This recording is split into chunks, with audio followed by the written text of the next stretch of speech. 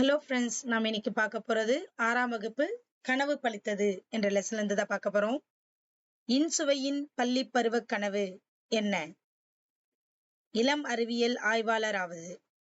இன்சுவை தனது அத்தைக்கு எந்த நகரத்திலிருந்து கடிதம் எழுதினாள்? மதுரை.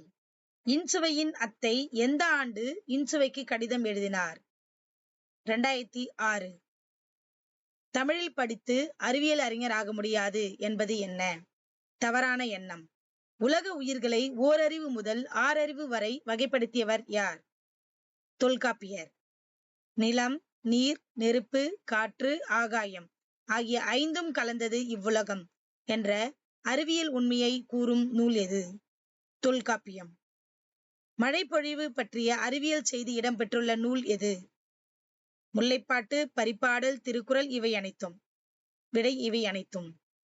ஆழ அமுக்கி முகக்கினும் ஆழ்கடல் நீர் நாழி முகவாது நாள் நாழி என்று கூறியவர் யார்? ஔவையார்.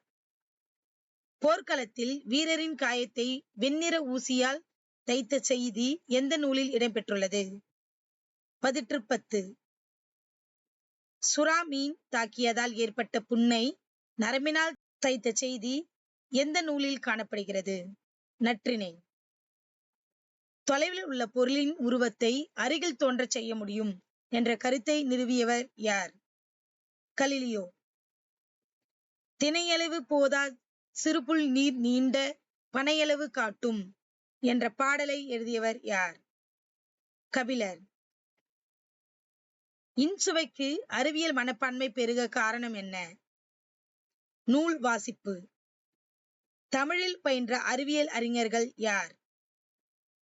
மேதகு அப்துல் கலாம், மயில்சாமி அண்ணாதுரை, சிவன் இவர்கள் அனைவரும். விடை இவர்கள் அனைவரும்.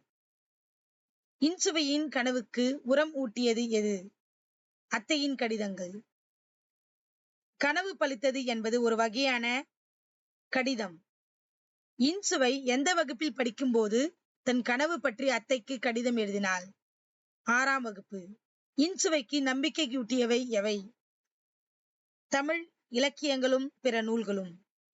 இன்சுவையின் அத்தையின் பெயர் என்ன? நறுமுகை.